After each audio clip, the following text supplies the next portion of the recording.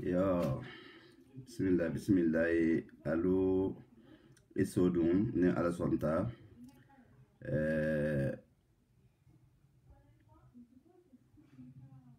ali sodun direct la bi na émission fula ñoxum bileti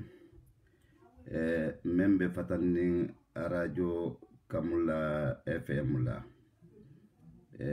jahangaya mumu jahangayati yo hambi mbal makonondi inshallah mbal makonondi jama hasiya dundi nganana émission damuta nyawato te Mohamed Touré wala ben sa kanten ni ala sonta be intervention kelale bon hambi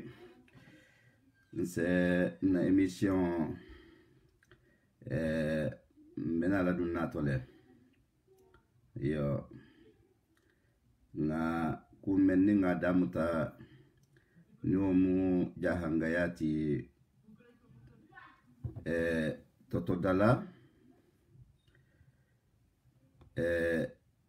totodala kumen na tambita totodala kumen ni alfa la hatu stinyonte o lahido bi ngole damuta bimbe na wole kontinela awa assalamu alaikum wa rahmatullahi ta'ala wa barakatuhu baringalo hal konton barinya controla tigidintaya controla na hakilinya controla radio Kamula FM baraka manyina bi ni ala sonta nabi émission abidiyalale hatugu benala wala hadalati bi ma fal nena mame wala mu ekombe toto dala la hido menni alfal hasiti eko ngamen falien la hidi kotolemu la hidi koto men na sitita alfal tema depuis gimbalaja wallahi do o man siti kukutakan asitita ala kule kan asitita alla kila sallallahu alaihi wasallama kumen na aha jusigi dino nyinto o toto dala lahido lahidi tannemu alayhi salamu karam wa batuba anin najaha alifalu iha men ni ha alahido di nyohomma walahido wositita mohomen nyala wulkilinta balurin wodigalinta balurin imamarinta balurin bar safari fenga menu nata wo itanna wo be balurin ne wo tombe kumala wo safari fenga wolle kambi hata gimbala ja hanabula bambugu jaha alfa men fana ni majigita wo dingira wulto wolunta kerim bi e bonso mosafo bi ninga konti abata tanning lulu woro habata suti amuhala ito bolu sainte o fananti barbari ngalo atala la hido me koto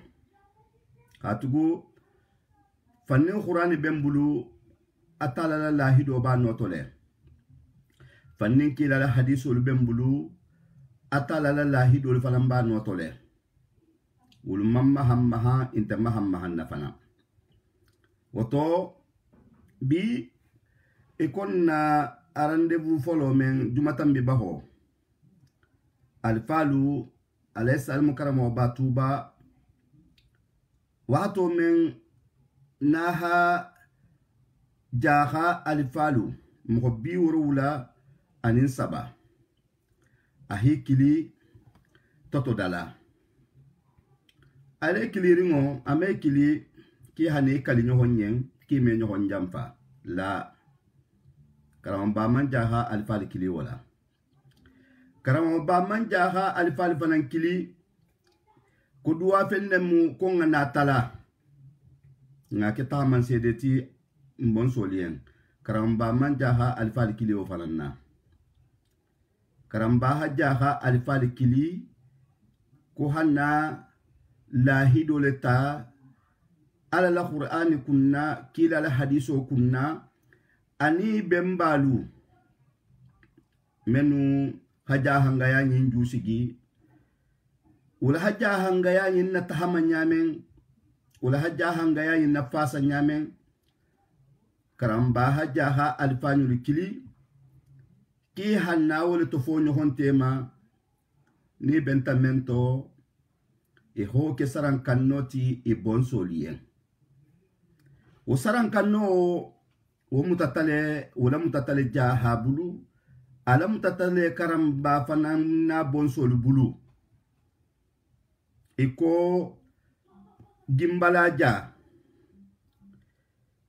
gimbalaja awa hatahabula bambugu jahala hatahabula awa satelula sate membe la kafuringo ni jaka alfalu madigita je nyunu mu mebe la kafuringo nyunu be ha sene dabakirin nala nyunu be ha fo kankirin nala okono baringadu mbe katala munnaten Mamal Touré ikala halo nyamen awa emission nyi awa mbele sake bari awa nga continue tem follow nin tata solution je hatugu question lemu e kon data la nyamen awa o question wolu awa nte faranse no ajabila awa o kono alhamdulillah rabbil alamin Mama Touré nam aha awa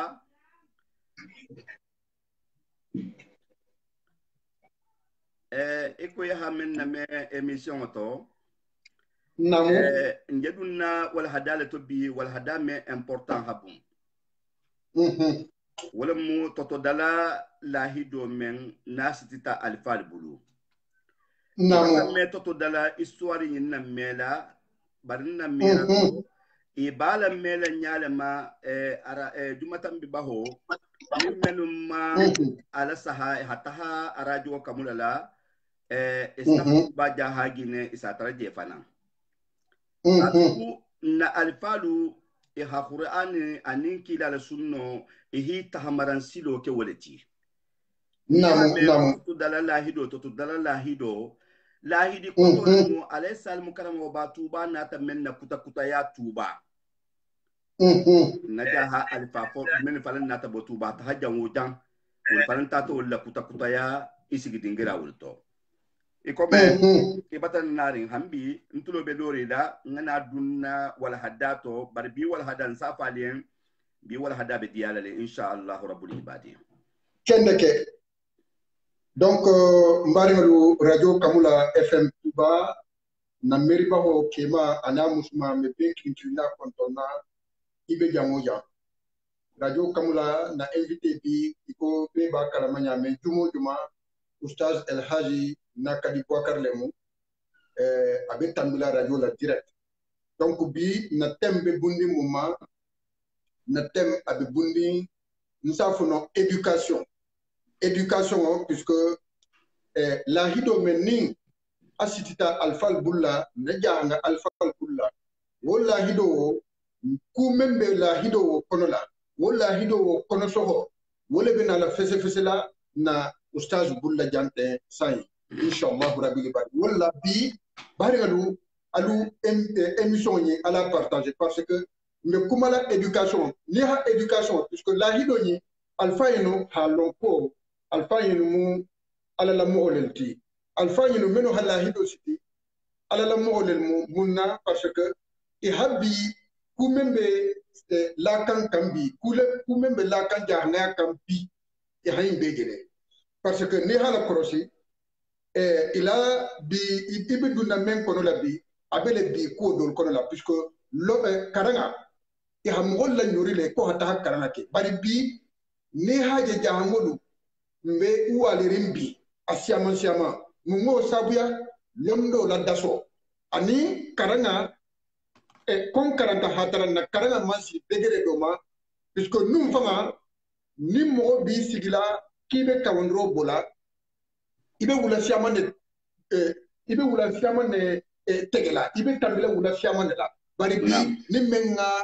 ni menga dondin londro a dondin kara asisigi kabe mo la lonna bari bi me kumala éducation le ma ni ala solta à base fanga boleti donc et puis na semaine dernière wala hada wala be continuer là donc oustaz nakadi Boubacar tafaddal harfo bi bulla na kontoro kola hataha mo dantal ma menu be suivre kan ni menu be na vidéo partager là mbey be tantula hi be ni walinuma hi be ni walila puisque c'est important ne haje be la sa hakambi ala ni bari mbetol ni mo kendo menu ani na auditeur lu mbi tantula hi jagi vraiment merci mbenna karamol be kontona radio kamla karamolu wo kola mbenna conseil lu fana kontona radio kamla conseil na bureau sympathisant jama ha be konton wo kontro kola na directeur général alain fama licencia ma kontona ite fama alain nakari Boubacar yi konton afiye jama bila meri tafadal yo assalamu alaikum wa rahmatullahi ta'ala wa barakatuhu mama Touré ki hafo nyamen nsa tala tantu nse nguluba holu tantu nse karamo holu tantu menu ha na londi mbena la kumenti hana nyasi paro do ke mholien ham holla no hafo mbe bara mennaten baro le muyinti mama Touré membarajo habum alhamdulillah rabbil alamin summa salatu wassalam ala asrafil mursalin sayyidina wa maulana muhammadin wa ala alihi wa ashabihi wa kullu man walahu wa tiba'ahu bi ihsani ila yawmiddin. Mama Touré moho ni nabe nasahala ni wahato na kontrobe sila bema kontro kola habela lonyina hafoko ko baro men nimbala su anintili ntala ko alsi hakatu mbafe ha apartager barin kutala hala sahampe tabo kar janni be kumo harfo continuer la mo danta be jan mbi isem permettre ni konton puisque radio kamula kanunte balel mu namo kebe la femme de chance nam ni womu karamba kebeti nyala dimbaya ni kontona hi tantu hi jagi nam vraiment ani alhaji sankumba arfataya ha tantu ani bayi amin ha afanan tantu namo ani mamour tomabe namo basinte hambi mama Touré meduna wala hadato habari ngal be konton ha fualien ka assalamu alaikum wa rahmatullahi ta'ala wa barakatuhu bi nsatala tantu meduna wala hadajo manto bi e ko nga fale nyamen na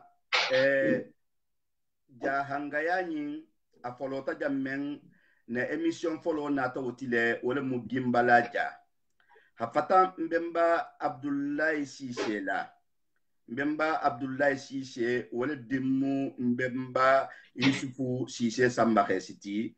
mbemba Yusufu Cissé Sambare si wala dimmu mbemba lay soirée ti mbemba lay soirée wa hakume ke jahanga ya nyin kono Mama Touré mbela hido mensi palaten lahidi tangani alifalu hata gimbala ja hadnabula bambugu ja hama alfala halahidi kilingani ibembal ni wole bota hijaji jamano kono hatugu dunia kuwoku alu kuwo damuta dingira alla sahade bemba mele bota hijaji jamano kono la hanna masina jamano kono hanna dino nyinna jensen ini ukhbata bunu nafihi fihiri inaringo inata dino yinna la kuta ya dingira hamisiro lullo ha jamanga lullo ha dina dingira lu dino yinse jensen nyamenna wala bulata wala siloko itata fatafingal futu fatafingu nyulu ha dingal soto yen dinga nyulu fate finta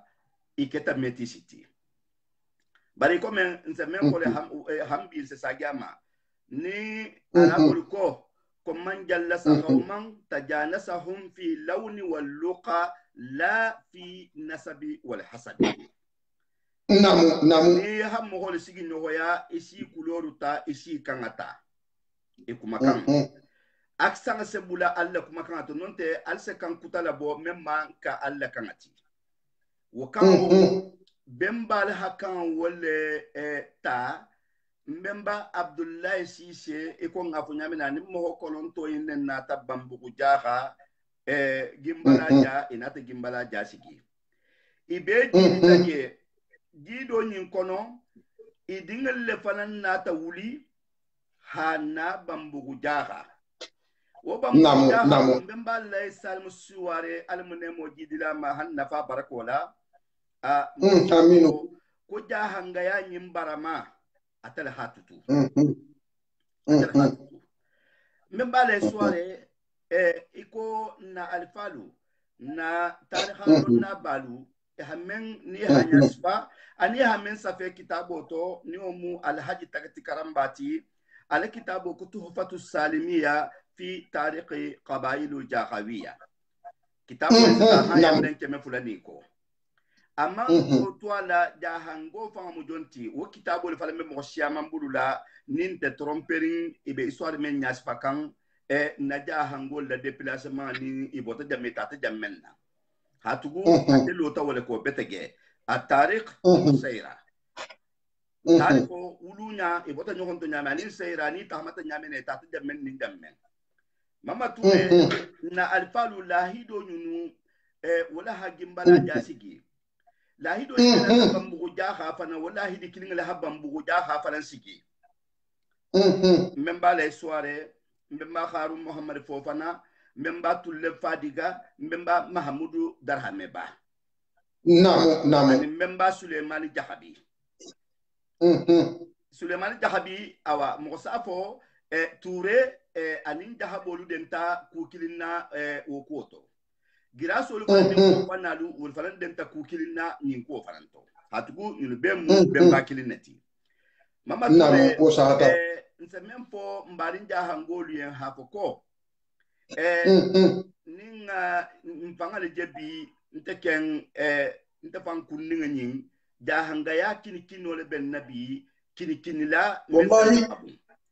hatugu menna mbemba kulu ani mbemben wolu hatahabula hambemba fode Abdoulaye Cissé nyimma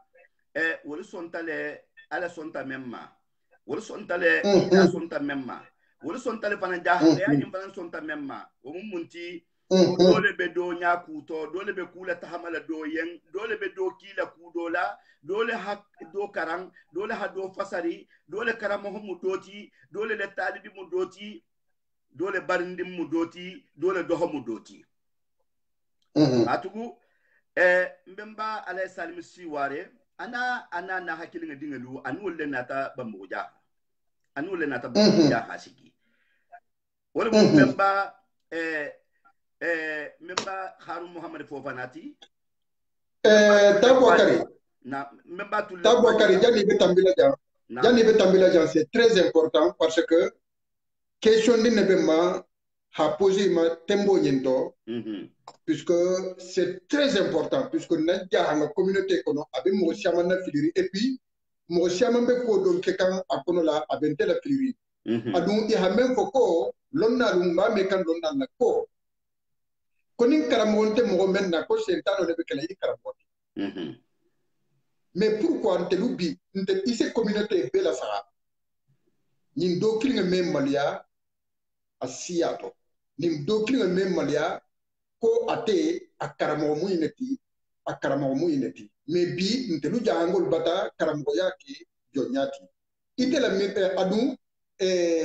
Sénégal konola Touba Mbake yinu. Il a talibol bidje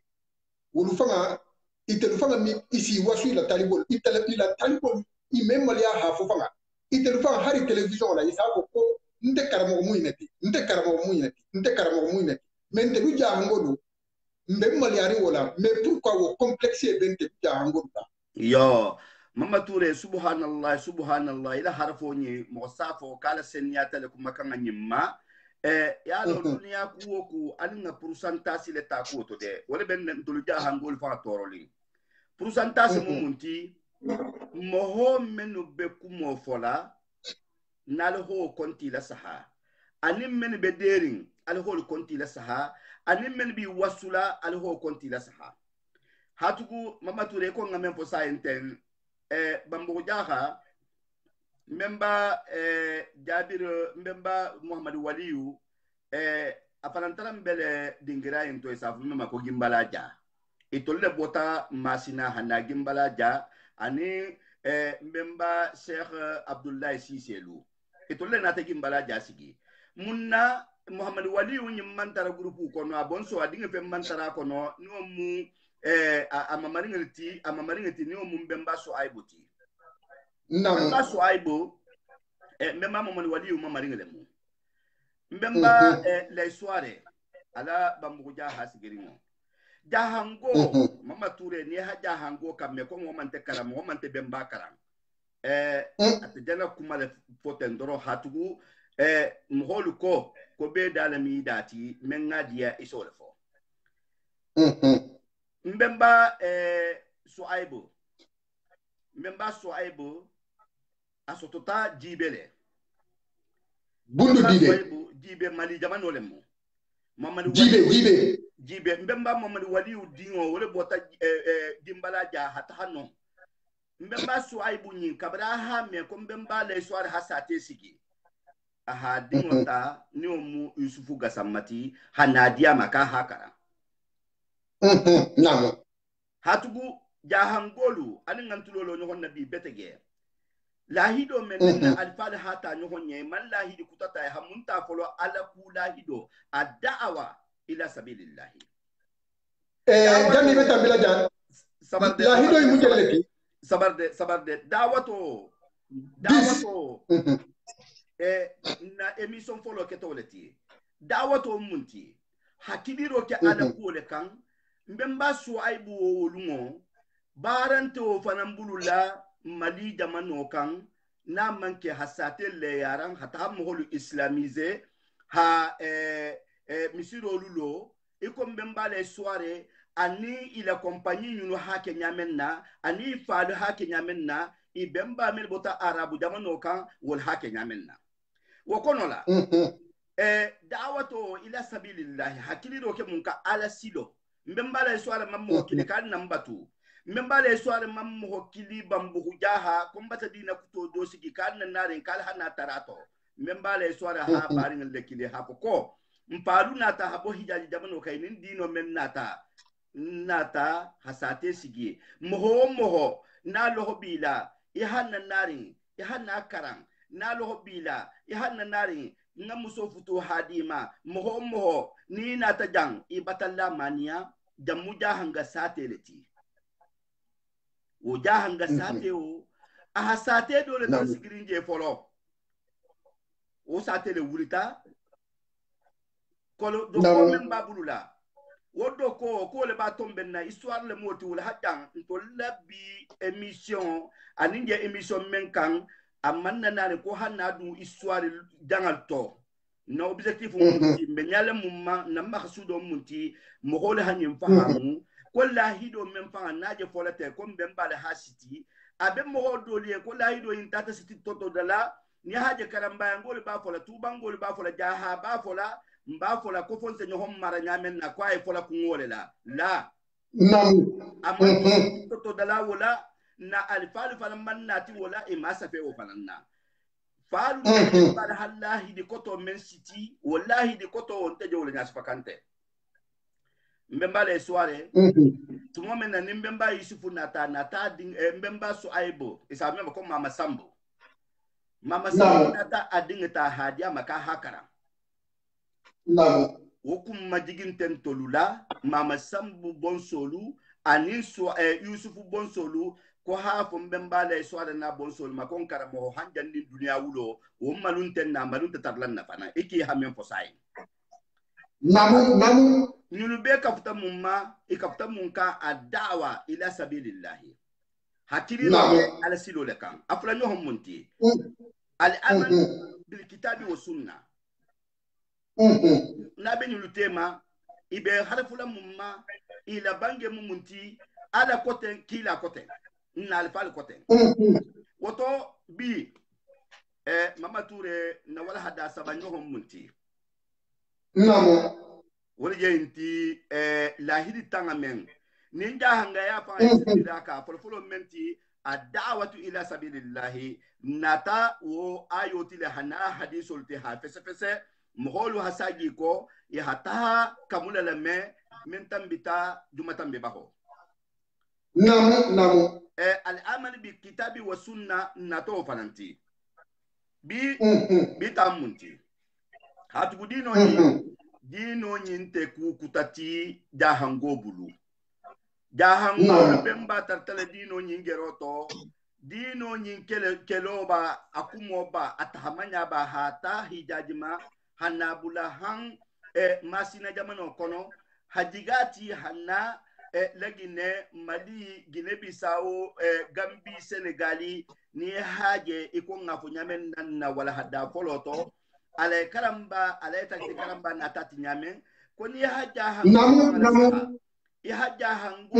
nyale saha lundi koto ya haja hango fanga la saha abila gero idunta da wojan ni dino ko nyibije ja hango te koma mohoti hatugu ja hango ha pantara dino nyintole ja hango fana nga gero menke dino nyinkoto kitabu ke kuto ani mohola hamholu la dun dino nyinto hadino nyinyasipa adunkeli ha fahamu wala siya jahuta oto jahangonte moho kutati luntante jahangoti dino into lahido men nabe larin hakiliro ke alako kan ani habara alquran la ani kila la sunnola munna ta sabanyo ni haja hanga sa ko satela saha itata dawo jang bature jahangobe kumbe filin munna wal mu alakoti ala sasu minto mosi so do ala minto atala ya mu mintoti wala mu misirototi ni ham hol kili kalna alakoka iko mo hol ya konta to kuma ku kutala fo qur'ani hamempo hadiso hamempo woto o kodula mintoti misiroto le mu kiliro kele jang moho ni misiri ko le be diari yen moho ka ala ko le hadite yen janni hisigi i hake moho nanoti i hake moho dohoyati ni ibakele alale ibakele jahanga yale kitibo la fasala dahabiya ngole de misiri ko le ten dahabiya i de misiri ko le ten hatugu jahango dino nyin fusi ni ala ko le mu inele manja hango tar nyon so la woto ni haja hango le nyon so la ta wa ku tabati bulato mente dina koti mente ala koti wallahi awa woto ni menu be ala le be kila le be jahanga yale kito be jahanga yale defandila mbati invité ya kato be ke ha émission luke jahabiya ma fo jahabiya ngolu ila misiro men kurisa woja banale tenko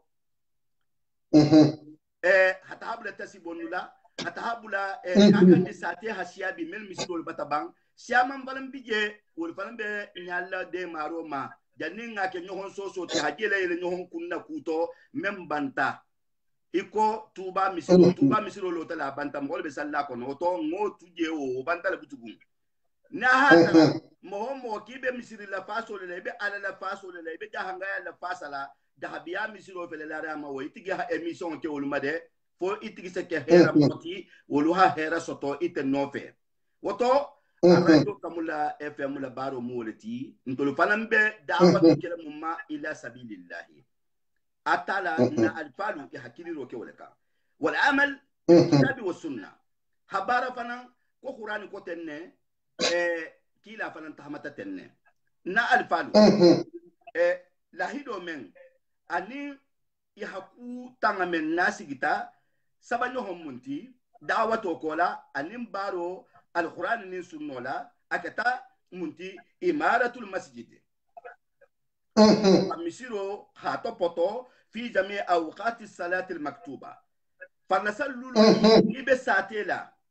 ساتي أو ساتي على كتا تبابو دقو جنتي نيسي سيلا سينو مسيرو تو فنسلو كنو مسيرو كنو ni haje mohodo la hatuba mununta nyoya madina ni makala koni taje Allah akbar mohol be fixerin wolema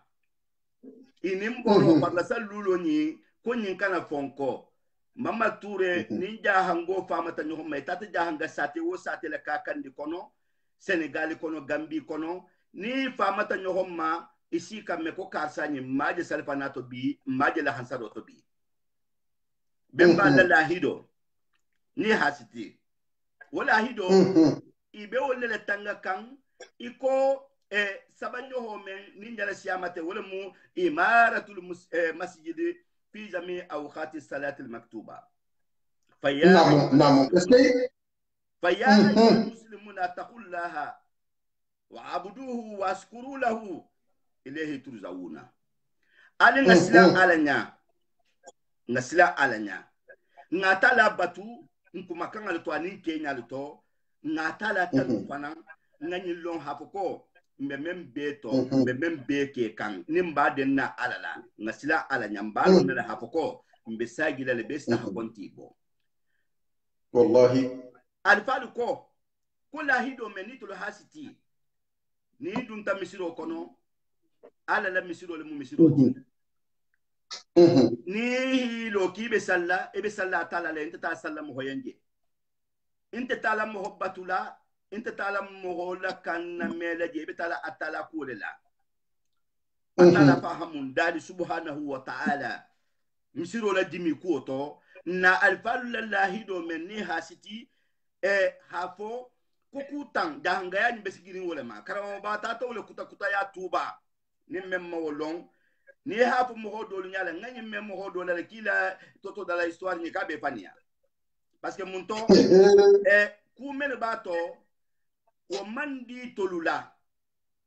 hatu ku kutala bola muju khalati namu kotola sala fana muju khalati wallahi alfal bentamento in kuba kan dum manta lingila to amanta taureta to amanta dabura to atata ura huran le konola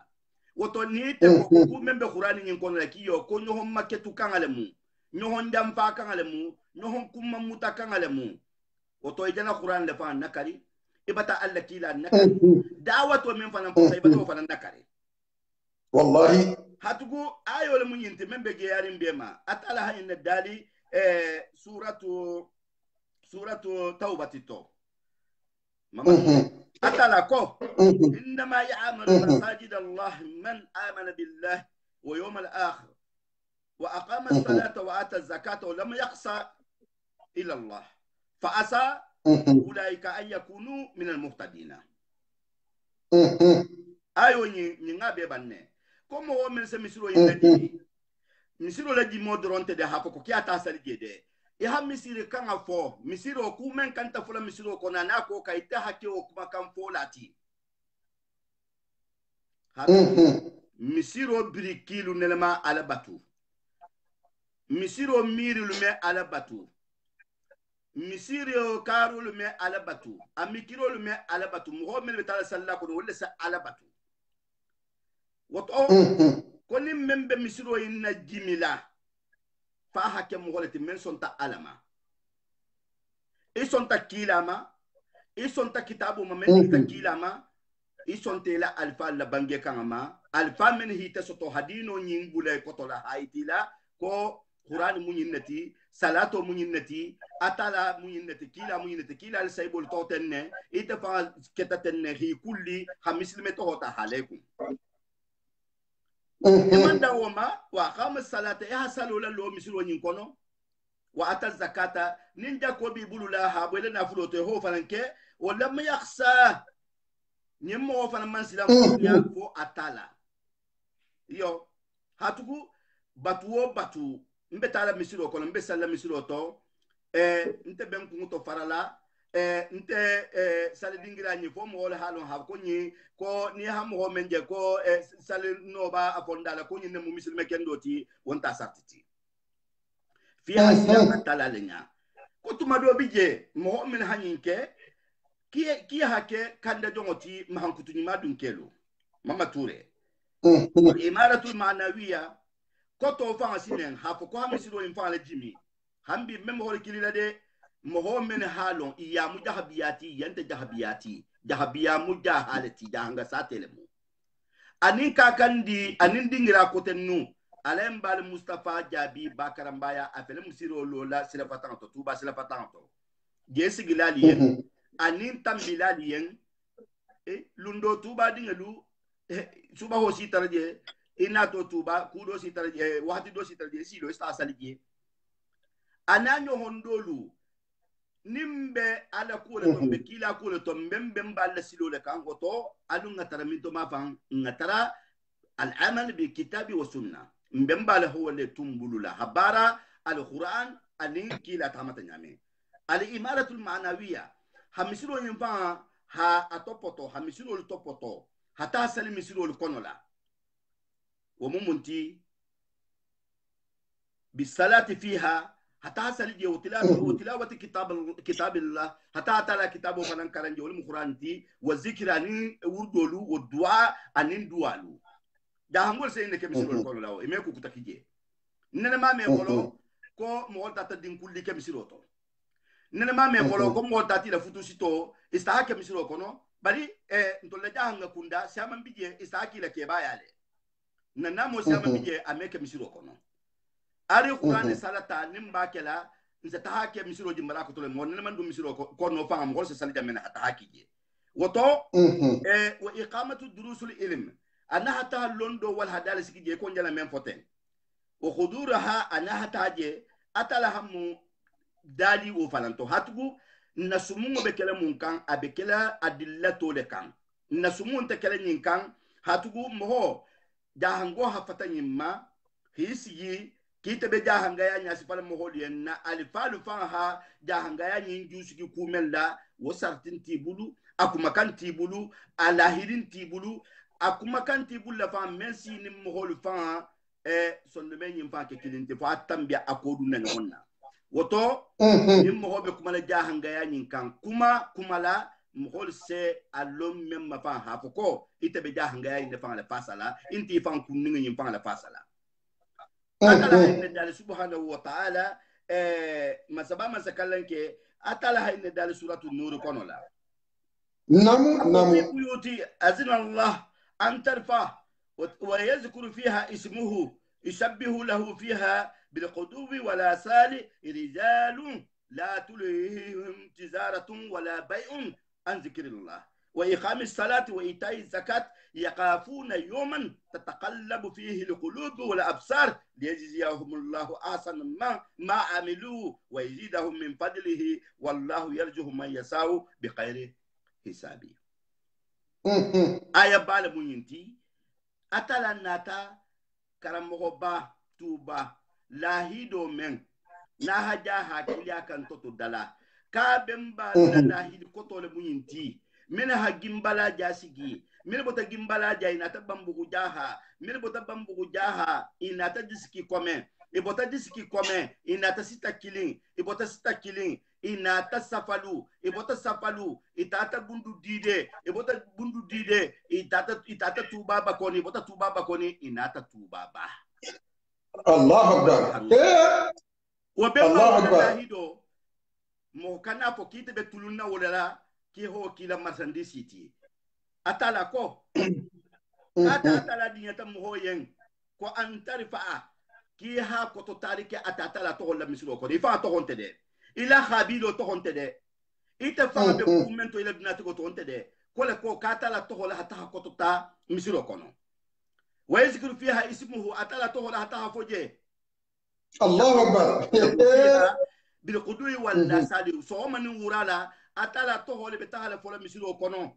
rijalun kelle se woke kelu wolle se woke la tulhihum tijaratun masandisi mem ho mel sondo mem mayelema ninna ta yim fosa intem gorse ko do dimma ninna ta yim fosa intem gorse bulanko ninna ta yim fosa intem satara ala kunte kila kunte bemba kunte fa kunte jahanga yani sulo fa sikita kumen ka wukilinte kunga kumal fori jenti ninga habila kar sal nani ninga mo kar sal nani ninga kuma kar sa nim falam fo wala be mo hol bulalanko la tulhihim tijaratun wala bayun gagarin tini mo tema hafoko ko ninga narlo gaga do ma sayinte nga do nan sayinte groupe do se bulanko nimbulata do lula sayinte mo do se bulanko atala ko keli le muridi la tulhihim tijaratun wala bayun wala Allah akbar an zikrillah wala to hole kay ko na tuba alfalu min nata tuba ni woro wala ni sabo men ni alayhi salam karamo ba tuba ni ha lahido siti toto dala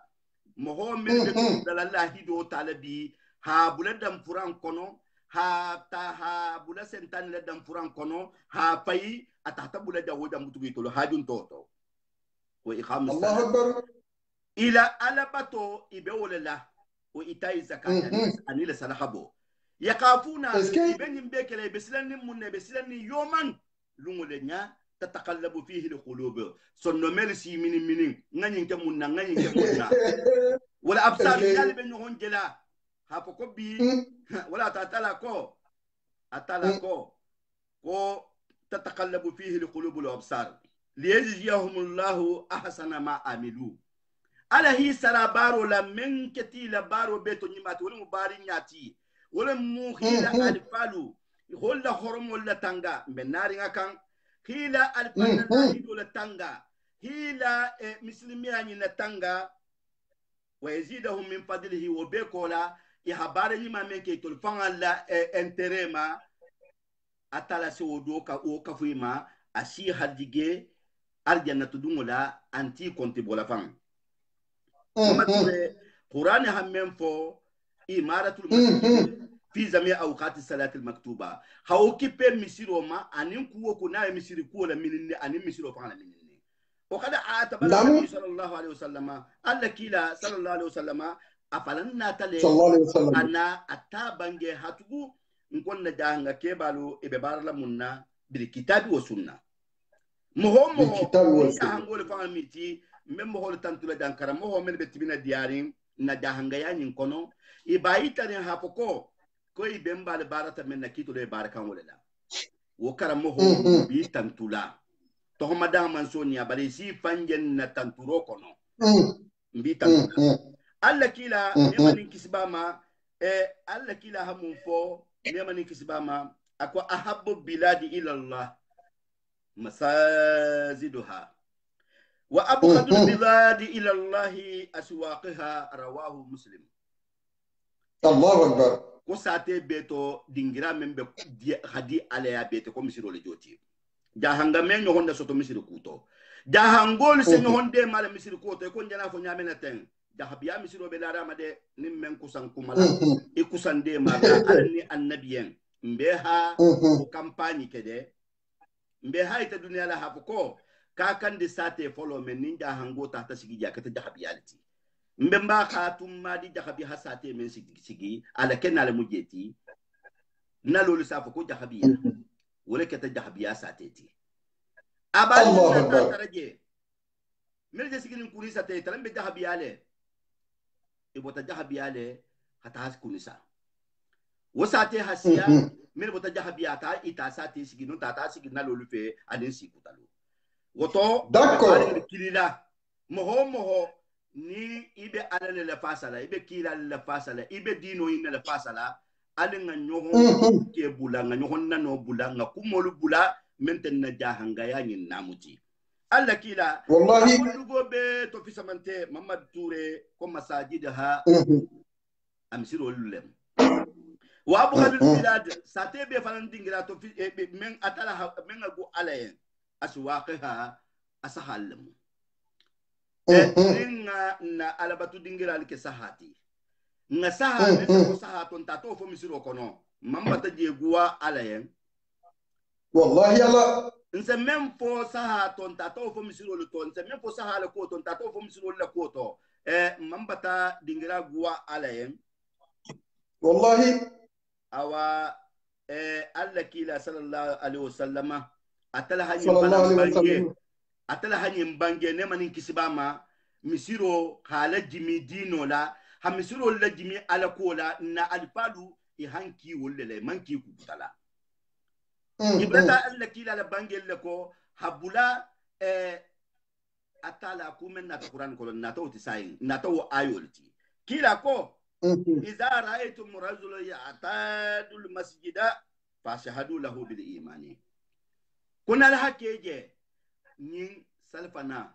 لهانسارو فيترو صحافو سباهو أسيمبك مسيرو كنو كالا فكوني مؤمنو لتي نين لا تعالى لله نين بي على كول فلانتو كو كتان تنين لا على كو كولا ماما توري متاسي والهدامة والحدا من حد تفاعل والحدا بيتي كرامبانين جاها الفالوها لاهيدو سيتيكو من كان إفالني بمبالها لاهيدو سيتيكو من كان ينا حد تيا بيتي ومنتي الاجتهاد بالتعلم والتعليم وتدريس وتعديب وتثقيف وتمرين والإرشاد مع الحضارة والنهضة الله أكبر نكتب بمنتي الاجتهاد بالتعلم هيدرو خطو هكران لم بنت جاهنغولا نكران لنت هاتكم من بعد كتا لندني إيزين لتي أفريقي إكتا دينو نين مسابتي مهبول لنو كيو نيمان كران والله من بعد سواري نماني كسبابا المنملامة والله المنملام بمبالا سواري ما أني سواري سمبخيسي أنا فالو أنا بمبالو أني ولني من هاجمبالا جاسيجي إنين كتابو من ناتا يهانيون كرام ولا دولة كرام وكتا دوتي مبمبا عمر مبمبا يوسف مبمبا سوايب بابا ولا هم بمبا لسواري فسر القرآن لا أي سفرين تاريخ هاتو نسلسلة تولتو إي مبمبا لسواري فناكيو يوسف كرانتا تلبلو وكونو londo nyin jahanga londo nyin dole ha muta doma dole ha do kara dole keta dole talibiti do bembale wallahi bembale talibiti do bembale ha kitabo ke do bemba man kitabu ke do bembale kitabo le karanta majlisola do bemba tata hata londo wani hata wani adia nagua hiba ile famito hiba inato hiba baba to hiba ile sate to ata londo ni adia nagua hana ke demokrasi ti be tukutato ya hango keta wo moholeti o ya hango keta o sieleti al istihad hi druhoto bitallumi karangala wa ta'limi hamhol karam wa tadrisi hakaranta sigi kwanta bata ko bebula hake moko karannati Mama Touré ite baba keta talibiti goti ite baba keta julati bay masire lamini baba keta senekelati masile lamine baba hadi ngelita ita baba hadi ngelita hanadun tabula konta hol karanta ko on kotta diris inta be kala wolati anin ta'alimi inta kala mo hola karanna inta kala mo holati ni inta ninna talibolu anin dingelu ninga do mu foni ta hasenoke ninga do mu fodo hajule yake do hana marani siti sate kono yala ntolu sabo fanga bente barakilinela namu mbebe bara la société composée tenne manitasa atul mumo karanna leti wahabilo hasiya tuba hasiya jahanga yani kono men bembal keta karamo holeti bali ni la karamo yawo ya hajule yakele jahango fente kere memman sanoke nin natan sigibi konte bemba man haju soto fo mo la karan aha ko be ko jahanga yani lahido men nim bemba la hata alayen kilayen ibota hijaji jamano kono ina tafata fi jamano kono afata fi musoluta ibota ibayinu tema men musiku talati ila dina ko man sabati hanasi gidingira to itolondoro na hasate siki ko ja ni ko e ko ja kalu ja kangolu afote ma ja ko ja kalu ibotano ina tabambu ja ka songolu ina tasigi wolle feje wole ko yen ko ja kangolu ja hanga ko ni mbota jele wokono mojo man safo to sinen mbebi tilo men nabi iko men bata wuli londo yinne fa masakire la ha londo yinne fa bayina ja hanga yato nte man karan kitabun tente baba ko antem bemba ko woto behi bembala kitabo jani behi bembala sugolu jani behi falula londo jani mo kanale bo banto to ni hale bo banto to e bata fisa mante ya dojita mama Touré lahido nani nyohole munyinti jahanga ya lahido nimmen ko ibo buru khala amebenno nam amebenno bari jammi be tambila ja tabu akari c'est très important fo ngambulu kono ndinga lale jankan ha développer pourquoi parce que bi question le ben bulla alako e hammadema ha fese nye puisque abe mo siamane la fili tabu akari ijabu gasamma namo ndema mellon pourquoi nte du jahango du bi man num fode ma abe fanan généraliser nte lu bi jahango dolu pourquoi on est complexé les maliana comme tubabu kangale mo ko complexé mais complexering na alpha menu e ha dino nyin karan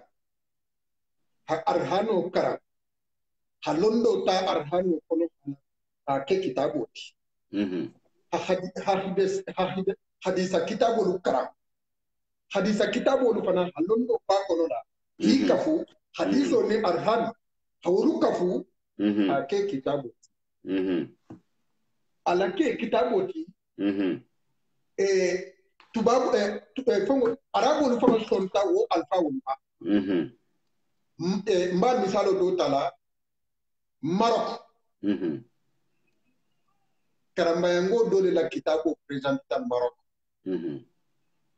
seru ngaje telela ngaje ingracia manto haboje lagine kono la karambayango dole la kitabu presente taje karan kutubo la kitabu karan san ana dimba karan san in la kitabu presente tale kitabu la presente aketa et puis gouvernement bota jama bota télévision ala le halabo jama bota ha apprécier jahango lubi wo bota jahango le konola jahango le ho safe jahango le ho ke mais pourquoi ntelu jahango lu ate jahanga kingelelu be o kitabo wulu la gosi kan kele ate jahanga kingelelu oli ibe kom oli ha fierté a soto mo dolbe o kitabu sifale lon mo sifa lo nyinin kan ila hadulo konola e ha kitabu sifa wala bo a ke wasuranti e hadulo yen ila nation yen bari ntelu jahangolu dolu nse munke mbo kitabu kela wala lufanga mbala gosi kankili ha kitabu la gosi adu ni hala korosi Senegali tiwa wonu luba ani tubamba ke ni jasanulu ise kitabu labo abe BCC wala ime habila kilinga je wo Senegal kono la mais wo kitabu wo mite le fierté gouvernement ne pas ça que fierté men te du jahangolu Mamadou mbenna donna wole la gosi kan tabo kare mba fe ha donni fese fese nye wala munna ikokela munna on est complexé ha fo kombe ay pu I ha ko to nyende sula ho do sey la kitabo labo me gidi la sula ha kitabo ma ite bemba ici I fata finge hala kitabo labo hadro hoto a londo mengini wo sula ha keo wo arabu fata keo wo fana ngole londo nyini ha kitabo kato ite fana fata fin mo a londo nyini ha kitabo la boato ibi fan na fisala wo c'est-à-dire ibe complexe là il fata fin no ko ba man ke ite la habilo ti adu ni te dum bembale hoke ibe yiro bele ise glabe tege ise glabe ke kule ti bunya kono hormo kono la alako mogol halon ko kitabo le bi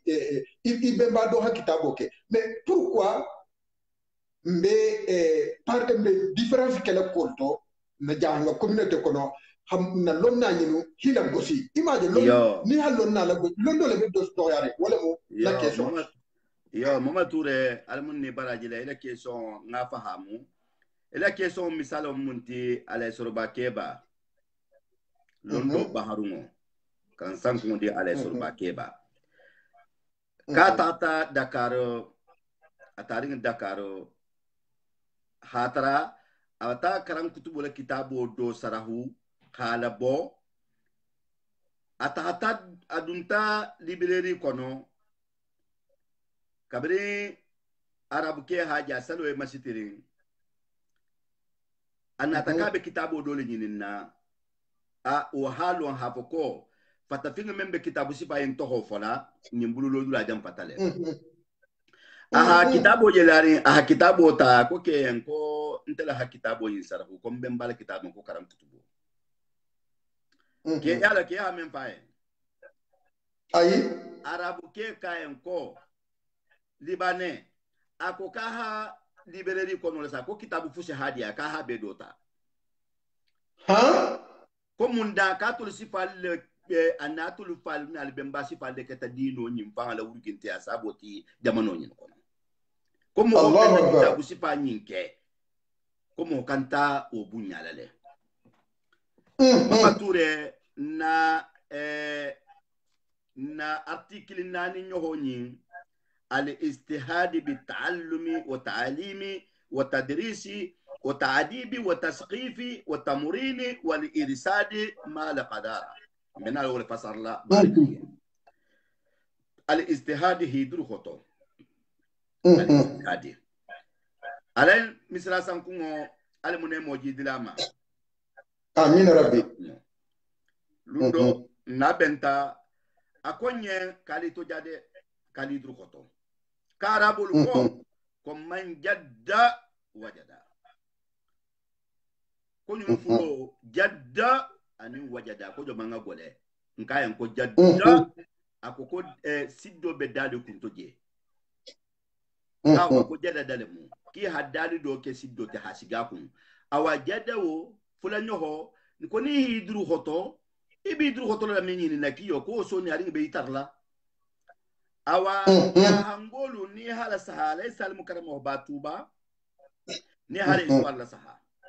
fonga sonko kilina made mbembale soare akilima mugi gimbalaja ani mo hoje mbembale soare hadru khoto menke londi koto mbembale soare ani Cheikh Abdul Qadir Jilani li wahto le benta ani ngam ko fele kofele nyama mafode hi kofele ni hi tali jenari nul tambita hi nyatele comme mam fusi jabutu bu parce que était tanté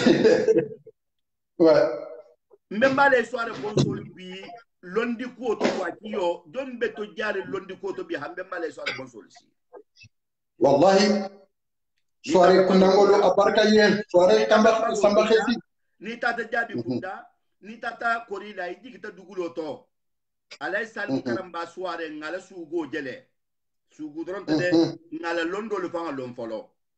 alay ba fodi soare beten alay tura beten atahabula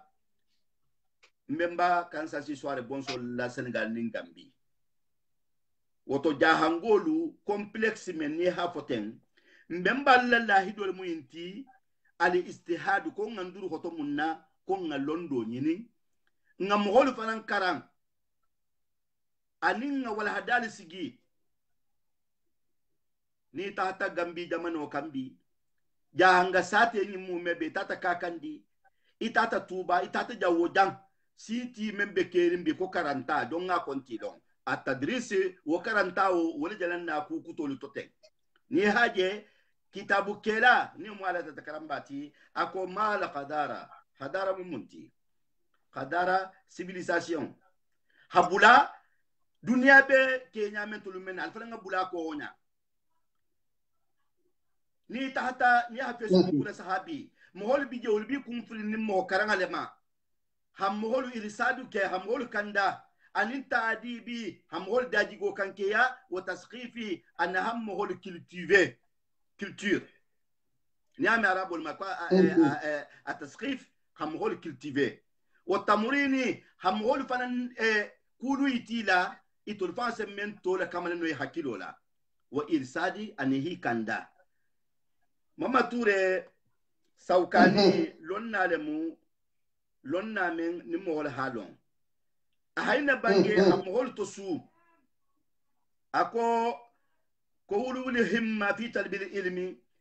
ko hammo nyin to ko to taringo londo nyin ngato fa inna allah subhanahu wa ta'ala qad qarana al ulama fi kitabihi bi nafsihi na alfalha munfahamu najaha alfalha munfahamu najaha ngula munfahamu nadanna farso fil larin taslima nyum wala sidiati ala sida mun mutasiye kono na make londi ko leti londi ko wallahi ala mbal fode la hamu mutasiye kono na make londi ko leti ala ma jale se hul hamu mutasiye kono na make londi ko leti ala surba kebalu ala ja abullailu hata abula tuba ma ala denkem fodelu hata abula mbemba kan sambula minuluma mo men safo kam madi ba safo mo memba kon karamo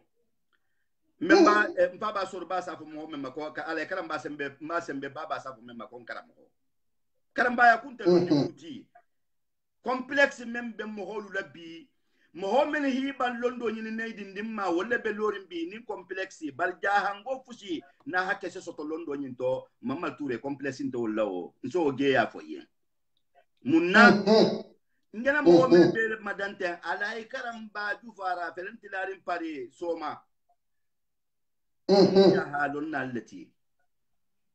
ala karamba sembe bele ba felem lari tabatu namo wol mun lon nallati ala ba fu de kalifuru felenti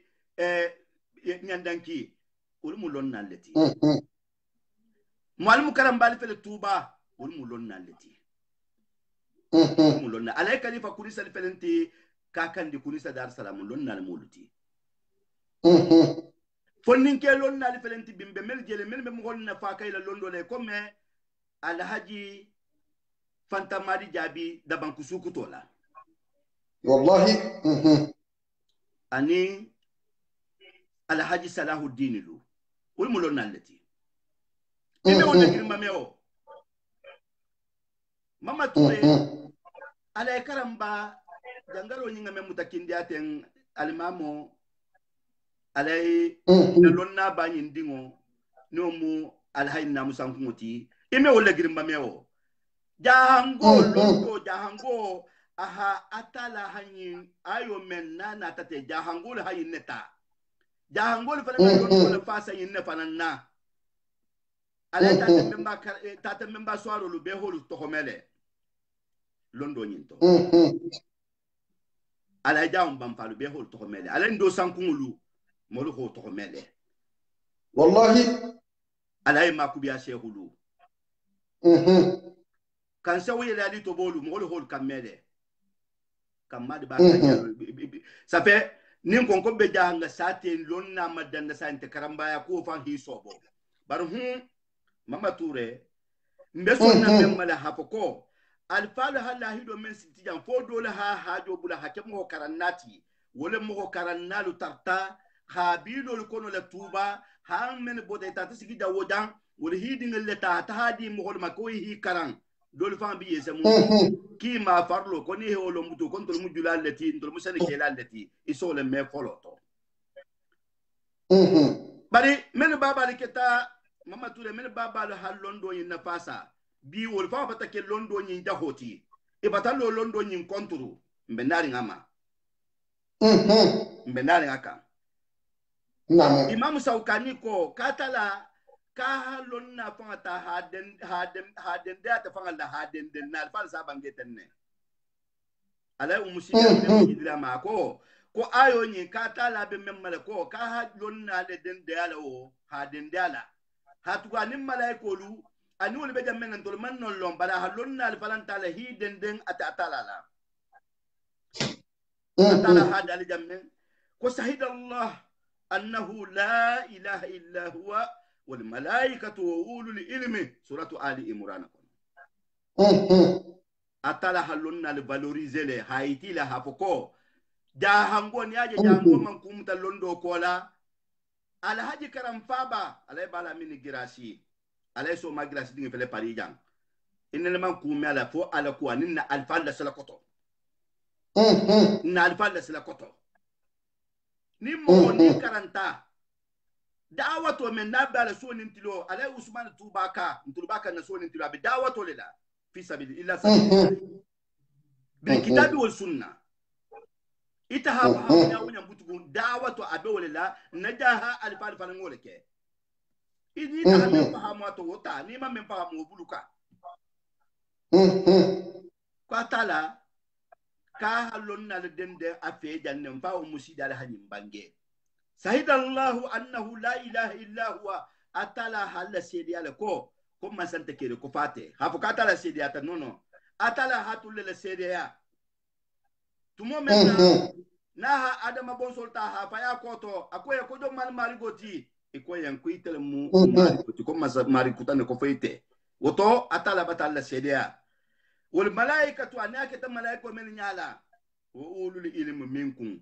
أنم منها دومانين كالو تيما نياجي جاهم كتموتا أتالا لا آية فلان يهونين أتالا لا دالو إنما يقصى الله من عباده العلماء ومن سسلا أتالا ناكيو من هيبو لودولالو من هيبو لودنجلالا وأخبر إبراهيم بأنه يرفع علماء أمته درجاته أتلها أمانتول فنكيل أمانتول لونه كو درجة كمني ساسوتو أنت ناكدي بواكدي أنت همنجرن دندما nga gosing menke mbedon ne men fola kulo men fola tarante sahari bari tuma don valanga fisa dolu tile nyana fonnin ke lonna men madan tuba kono la ten anin ka kandi kono la anin Senegal kono mol bi tulu nabi ikome alhaji uwaisu jara sutukum ala tafsirun salamele fonnin ke dinnamu woja ambo asia ikome kanjura girasi tuba girasi kunda haleluya jahango hasia ikome ala ikaramba gasa makunda santo tuba ulmu fonnin ke leti من كتتا والله كونين كي حسياتو بانين كاكان ني سنغالي منو كو كي تولبي درجو مني نبي داولو مني نباني ني لوندو لتو ني man londo soto kunu ibe katakela ibaba ni nali hila lom ibaba ni bembali hil ikaramena ni karamo holu ini wo hane ilo banto to hapoko karsala talibol muntati o même malu ala fana parce que dole ha karsa o fana karam bari Imam Saukani ako katala hala don le khibaru le ko darajo do babulu kami adi mohma ko fo jong fo min ha londo nyini yarfa'u Allahu alladhina amanu minkum wallazina utul ilma darajati suratu mujadalat kon atala kase mo ko to tale men son tata atalama atulto ita man son alama ibemba ha men tu bulle ho bugu ato tati fan kenya kutanyini ifanye ibemba ha la hido men tu ita bulla ki kana bulla mohola ki kana jahanga alfa dohoya ki kani fambula kuto men mo safu men ma ha ko jahanga men yinke ikana kuma fo men safu mo safu men ku subhanallahi atulu tema mo men keta woluti hatugu atala halla hido menta bembalien mama tura holta dingle fananye a holta mo malingen والله atala dalu wallazina amanu watibatuhum zuriyatuhu bil imani alhaqna bihi zuriyatuhum وما علتنا من عمله من شيء وكل امرئ بما كسب رهين قران كله mama ture moho ihi toja janni hay ide ibemba turola mohol bembal turola janni hay ide le jahanga yayi na kita ben ali sigila ku fo jahanga yayi to ifa mam mempo ye bemba mempo yen hanna fani ala jahanga yala hatugu kuma dolu be fo kam sandan to nyin kono la hafani ala jahanga yayi fangalla aman so anta so to la fana itele la miriya moti mama ture atala ko kase mohol darajo ko tatul to men lata ibembalula ilata ibbalula ilata tulfanga siyala wallazina utul ilma darajati atala halondo nyina darajo fanandi memma iyo kan kutubo ala duaram ba kono ahamundu aje bi ulumi summa bi darajati o bi maqamati o bi sifati نعم ulumi summa bi darajati o bi maqamati o bi sifati ni halondo soto fi hadar jo soto fi halondo la soto itata jawja mola hatte go fo wasifati ni tata lumena fana mola hafu ko karankar saketa jantenno meni keta wonya kiyo monto wol bola wonyawo ni ko karankar sa kan san si soare keta ten sumbundu mo me obono wonya karam mamad soare fana beten ni tata makakol banta kala alaji surba ke bani ale bampa ke ba keta ten monto bola wol bulla karan sambulla mili keta ten jara sutu kuani karan dembo monto bola no ikusanyata nyawo to bola no woto janya den jahanga habila kilin turola non tanganden nyon turola atala ko yarfa'u Allahu allazina amanu minkum walazina utul ilma darajati woto suratu muzadalati kila ما شاء الله الله اكبر bari ngalu albert jo kamla lela al video ni ala partager al page aimer voilà ala partager ala page aimer tabo kala partager taga an alla kila ne mani kisa mansi hambi lolo alla kila aha mo fanga bebang nahika bi qawli rasul sallallahu alaihi wasallam ninga be wasa kila la bange al ulama warasatul anbiya wallahi nimmen ko konte bembante nabiy moti nabiy mente bara han nabiy mul ketale jaha alfalu had nabiy mo keleta jaha alfalu ha an nabiy mul baro leke jaha alfalu bulatay an nabiy mul baro leko ni te mambula o baro ko ihi bembato nyigi parce que bembato nyigo le munyinte hafoko komo mankai wasule bembala mo mankan hafoko nte bemba hayne ke ni ho fo bati fampisi adoti subhanallah subhanallah yala banku kulo nyinkan kabrin jahanga ya damu tata gimbalaja hanna bambu jahanga sagi amade habo bambu jahata disiki kome habo disiki kome hata sitakilin habo non hanna safalu hanna dide habo dide hata tuba bakoni hanna tubal mahrusa jahango man julubula nyohon kanna jahangol man julufuha nyohon kamma jahangol ha mun julufuha barin nya julo habula nyohon kanna kiyo mbeta hala jamene etala donno teri ya julo karamo ba hole fuha habula atero lu kanna na kanu telu wol fana ngol fuha habula kanna ya hanyohon kurun to hisi tafuta tuba wallahi ni bi ta fona nya ko muslim ya julo واعتصموا بحبل الله جميعا ولا تفرقوا. والله وكونوا ناهيك بهذه المزايا الذليلة أتلا لا دالو درون إكيلا لا بانجي كو العلماء ورثة الأنبياء نتسوسوا لكم بابا ليتا تكرمبا أها كتابو كتابو من لون تنبلو لكيو أتاتهان كتابو تان على تحفة السالمية في تاريخ قبائل الجاهلية ومادوتي أها دكتور كتابو كله بسو من سمو جارا وتاتفو يغلن كبسابنيكو فلن بمبلولا على كتابو لا سيكرا والو انت بمبا مولتي وسنت دي الله كيلا صلى الله عليه وسلم أهي وسو على بني خريسي على كوكولا فخر بس كومي مايكين وكولا فنا إسرائيليين إهي وسو كبني إسرائيلون iyo isi wasu ila bani Israiliyan ngayala Mama Touré memba karansan kungo isabu ko safil manahili yo arabiul awwal wa rabiul sani sankuntuma folo ni sankuntuma labang ihadle ko yo sankuntuma do faje karansan kungo ahamumbange londo la koto ala tulolo de Allah akbar ninga karansan kungo ni mundu ndala koto kwa kiyo nze fale busebulanto munto sirale karansan kungo la ha akannabo tellement que jahanga yani mbemba lallahi do ko fo wala kanta aha kannabo karambaya bullulo ko dinke folo ki habe do ka hi karam kan sankun la hoke safil manahidi karan kutubo din karan sankun ahamun bange londo la koto ala sugu kulu danta mbe londo di ala mohodiyen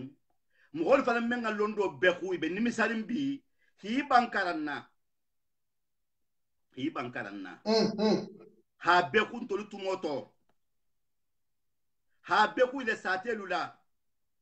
wallahi na faransi ko réseaux sociaux le bekerin ibe afriki ko réseaux sociaux le bekerin ibi sigila bi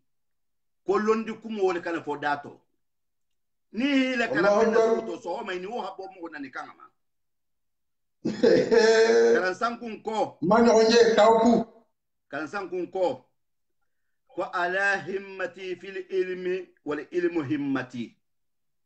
wa himmatu arbabul mazaya hiya al ilmu namu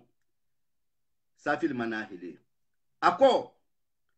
kata hammo mu londo leti ko londo falam mata hammo leti wala je ntajala londo fan ka aka fu nyoko leti ha fo falam hammo nta mo kutati a hammo mu karan sankun leti kan sankun ko Mama Touré namu ko wa himmatu arbabul mazaya ko kallanke mo mo ne nyala kallanki yalema wo mo holo hammo manke fusti hiya al ilmu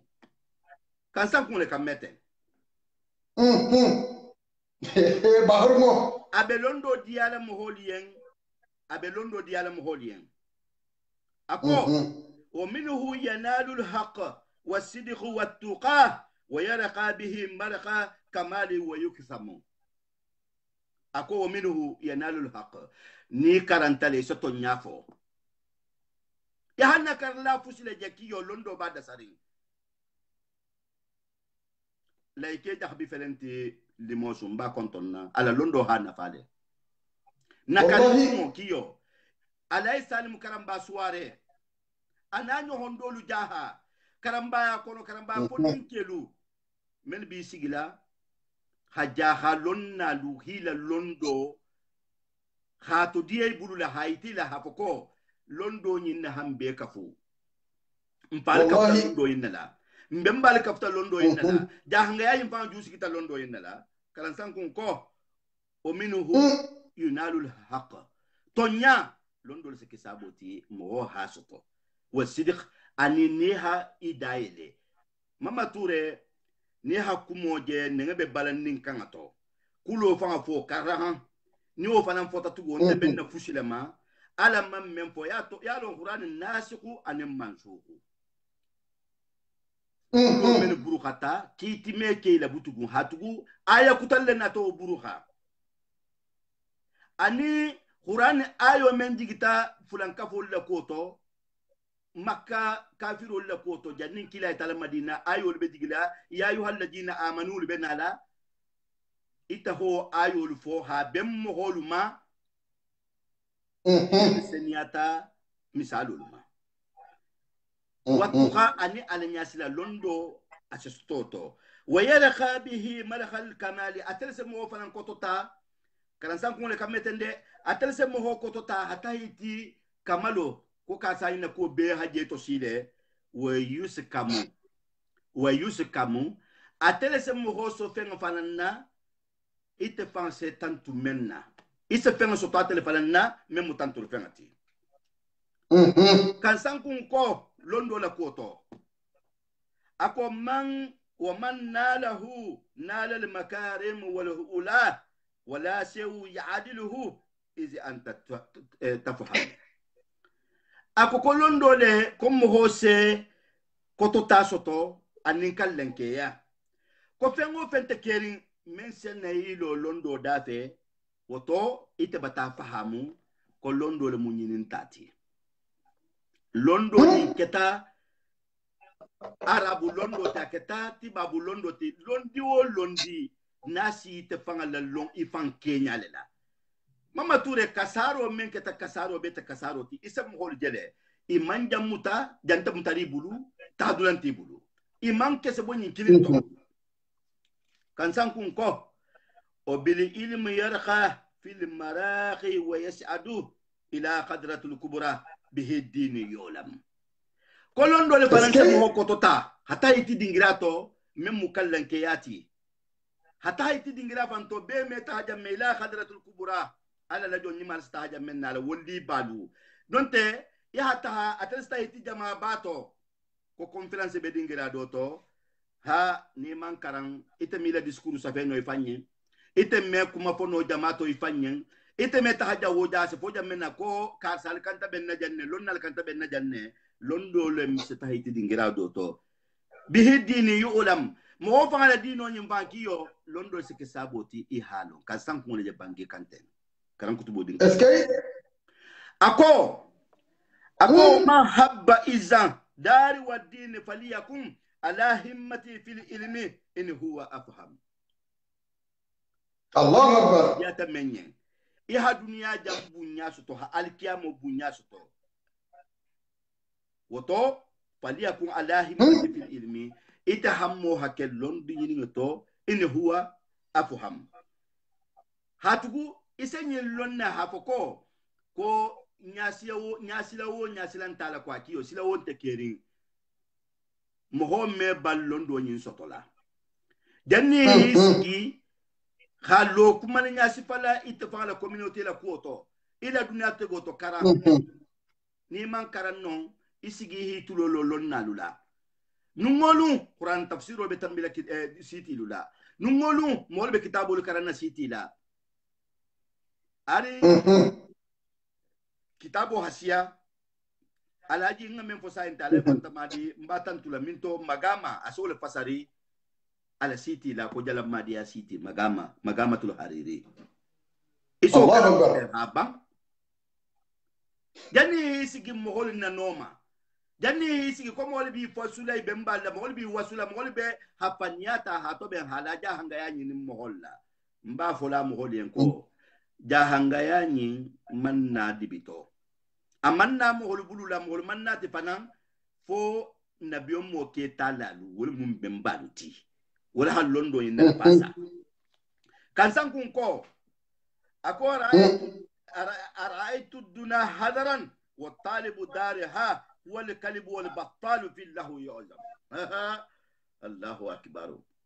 akora araitu duna kata karan sankun ha duniya injele hato geo mamature ka haje kan sankun ako kata ha duniya injele ko hato ge hadaran ko gaspias dorna mu duniya inti gaspias ni hamendo mu lumenna kiwo gaspiage yo wallahi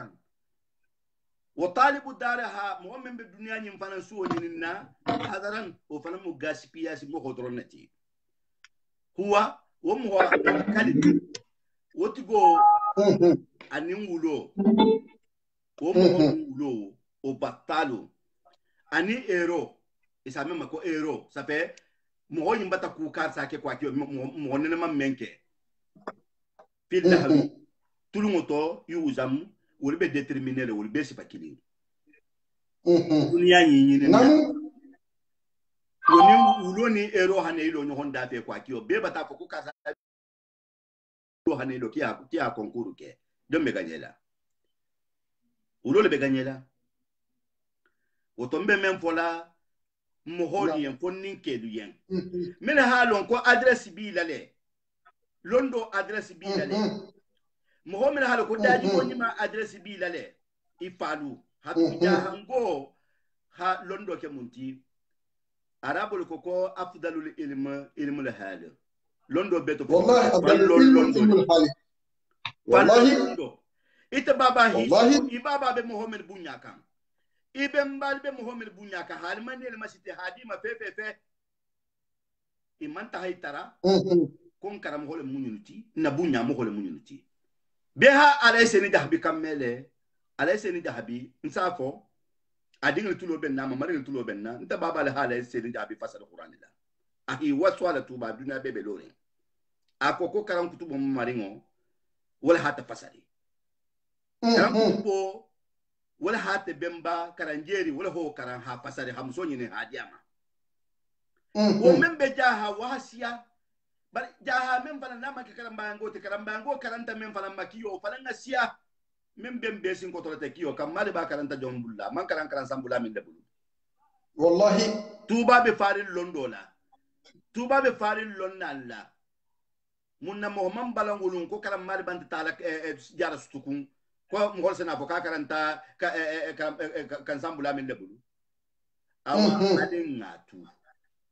mo karam mo ya nin talibiya jahanga kunda kiyo ajusi gita depuis bembalde mo sinto bolato fana mo meno abolato fana kite be habilo bulala nyohonna kite be jahanga ya nyimpa kite man men soto jahanga ya toto mo kana oton tinedo kan sankun ko ورأيت الدنيا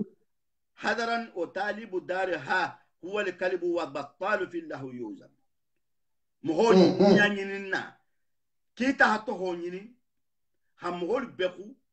همهول ناني habula habilola habula moholula ko mohoni wulon ni itabi fankeri eroleti awaita ni wulo bebe nyo masabala ko kilinama wol mu kulo kansa Allahu akbar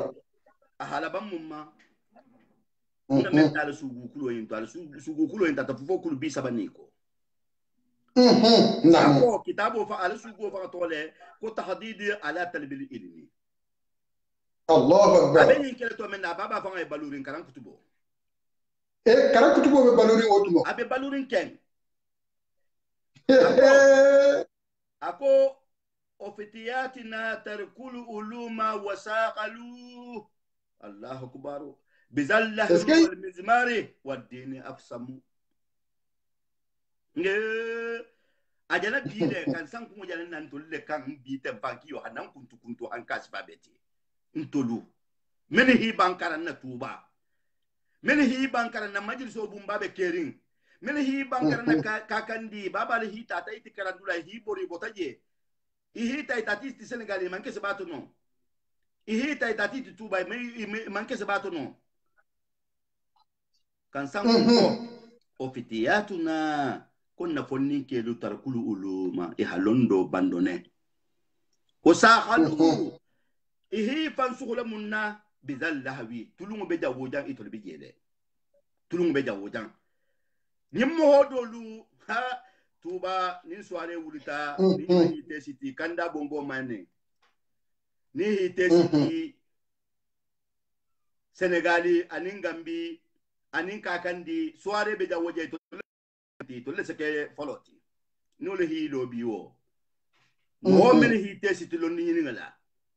ko lula londo ki me adiabo fu bibudu fu kan sankun ko wasaqalu hiba lollo yinna bari imanda wamade وسقلوا إيه فانسوغلا إذا اللهوي تلوملا والمزماري أنين كنتين بيجان وجان كنتين فورو يتلفان كون ينفان كتا كنتين التي والدين دينو ينفان أفسمو هي كنتو فان على كي سوبو دينو لا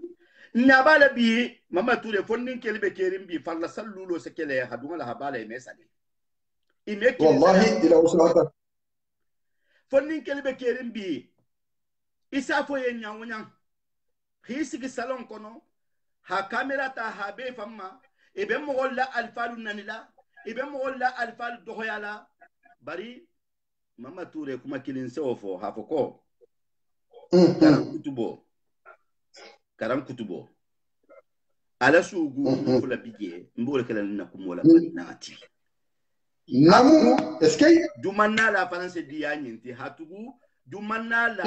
para même pas ben na société coloniale hido nyin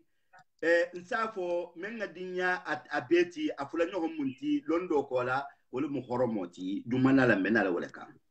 article lulu nyoho le joti dumanna la wala mu al hurma horomo al hurma wa taraku istibdadi ani menga dinte yembe wala kala من أنت ديا حكيبال سوسو ها الفال سوسو من أنت ديا بقول كلا ها كما كان هو به تبين على ميلا دي هاتوغو مبا أفولا لي هاتوغو انت فان تاباتو من ميلا وتاباتو من فلان بو فلان ميلا وفلان تاباتو كان كتبو على منيمو جيد لا كلام كتبو ما كلام كتبو آمين ربي آمين كلام كتبو كلام تنيادي يا لوندوني mbata bafuye mama ture bo ababa karanta silimanga karawo ba faturingo majiliso karamba madi ha karamba bala majiliso ta ha dun karanta silimanga le bulu asiye man sammu hansi karanta silimanga kitabu menna baba ha sambi sabani ko karanga nyin kono kan taslimangal karanta kitabu ulama karan kutubu karanta ulama karan taslimanga se talibu ulama wuli hata ha murtani hata ha kitabu ulama hanati tuba memba darabambo isafo memba ko karanser sirimbamba kala karamo dole mu darabambo ti atola ta karamo balila Allahu Akbar. Kanan tasilmanga hole buda kitabu sape utahata tu dara ala London dara kabri ha ni ala London je ikawata ihato mutaje kahila mhol kala janni be bolu tamila no ndara isole kili kondar Saint-Louis Sénégal Saint-Louis jati Saint-Louis mama kure wokono karan kutubo talibol sta kitabu men sape murtani yo talibol la wuli yalo kan kutubo amenke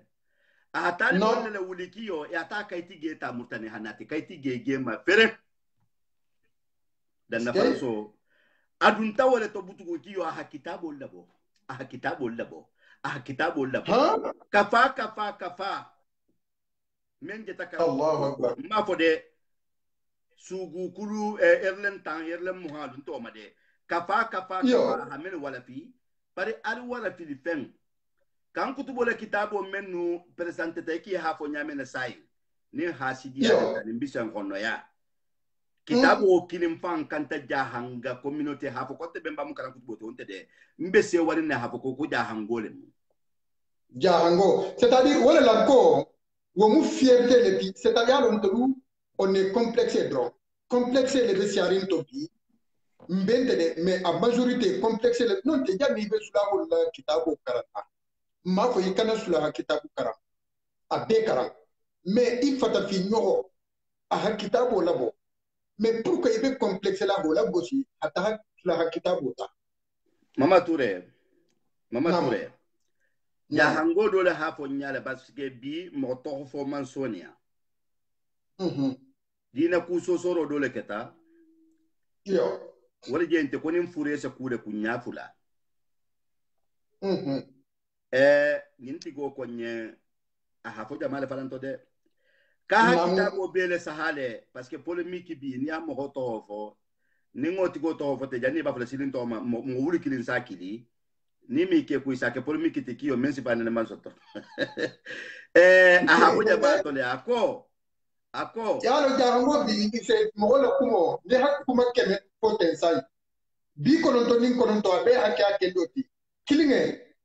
ni wo tinyata ise tawo kilingo le tadron yi goshi wala ako ka ha kitabo bele sahara bu kitabo bele saha adun tabo ta ka ma ni kito je jawoja ka ha jeminto ko karan kutubola kafia tuba kawa ko ka semen fo jamayen ko ni imamu maliki be jahango bulukiyo majahabu on semen na majahabu ta iko men be imam maliki la majahabu ta nyamena ka sabu ko karan kutubola Allah ja wo famante karamba ngati masho voilà awa bi njetili mena ta ni hoti go to fo sayenten kwa kiyo ise kato mu mebeke ko fani na kadi bo akar sabula nyon na nyamenna e hola walla ka bata karsa kun ngolo do hoya non ta bata kuma do fo memme fo adum fo tale mama toure karan kutubo hamu bange sugu kulu fulalam ako alam ta alam bi anna jahalu arun wallan yarda bihi ila al-himar ko jahiliya mu tannin fula bulo le tisilo kan balma kulungo hatama silo kan jahilo bele ko me ya hadurgo bo mo kan na habula silo kan mo sala sala nyame ko ngai bo wo ngai bo mo me so ma ko fo falo bari nyenta kitabu jahiliyati de mo ho fa ita fa momenti ita fa façon ta memma ibe façon ta memma ita fa la siya hakumenu kilase habbe ko bela aladula ni man qur'an kono geyalon ima hadisu geyalon woto na mirato ikengo ken geyalon ne woto anoto ikani fanna filo mani wallahi kan kutubo ko ولو لبس الحمار ثياب هز لقال mama ture kan kutubo ko koni ha hiji drogo ta katangata ka simisara buta habula palo kanna iha masiti iko hijila nim mogolo haje isa ko yinta fusti ko fo palo woto londo le se moho bunya londo le se moho horoma woto moho menu ni la wala hada nasita dingirato men siteta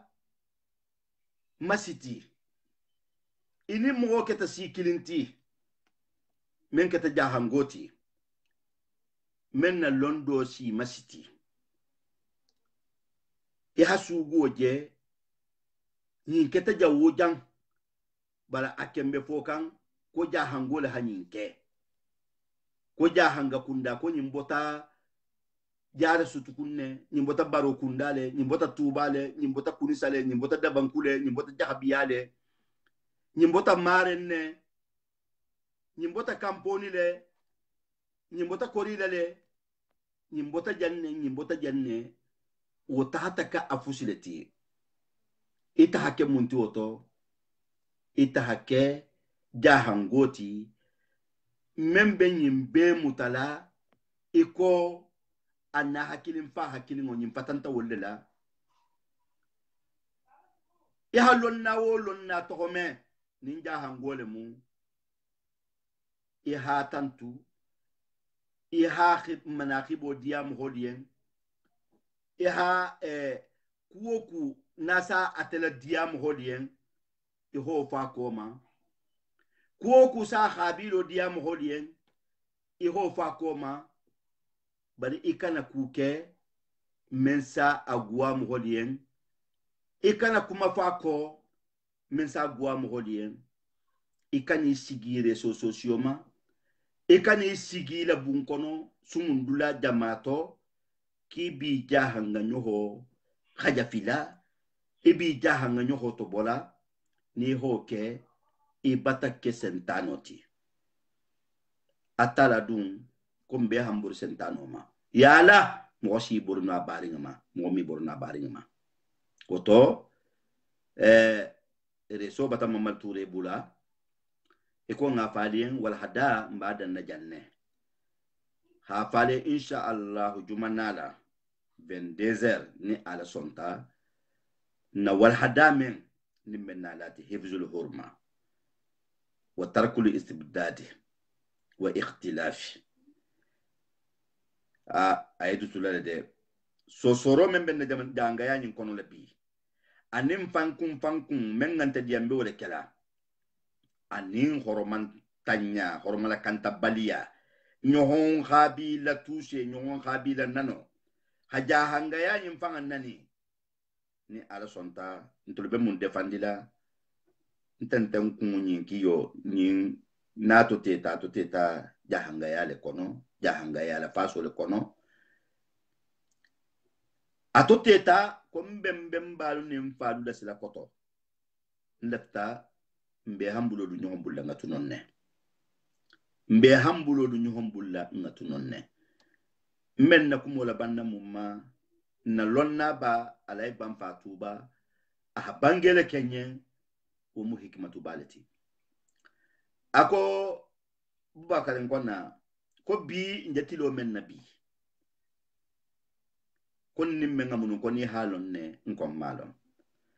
ale ban fatu ba ko nye kon nimme ngamunu ko si mo hori ngalu firfirolu ko ni hatta la mana inim borose na re hana isigi tala tawdum mandila si faale bari tamano isi bori ara hey gandi isi bori hana isigala ibe safa ka ko bi moho ala kutakuni ala soso kulu inyabala qur'ani kono inyabala hadiso luto amandila ni hibulato ise toro ise kunna gua i hadigere se siti ila moho ya se sagi ko kume diela bari wododo isi bori kanebula okulu to ko fise kudo soto je iko si mogori ni firfiro be na isi gida tamano la nyame kawa ko bi moho Kenya be wunyale se alatu alse wal hadani alay bamfala sandoni alsa fasari nimenga men sotato herato almokero tigublu herati nimmen fala betana to akoto ini si mo horin ni firfiro nyul lebe munun tan nyoko yarin almi kisila almi tangala albarin almo alhajinna kadi Abubakar Jabi Tuba Hausia khafalien ka assalamu alaikum wa rahmatullahi ta'ala wa barakatuhu.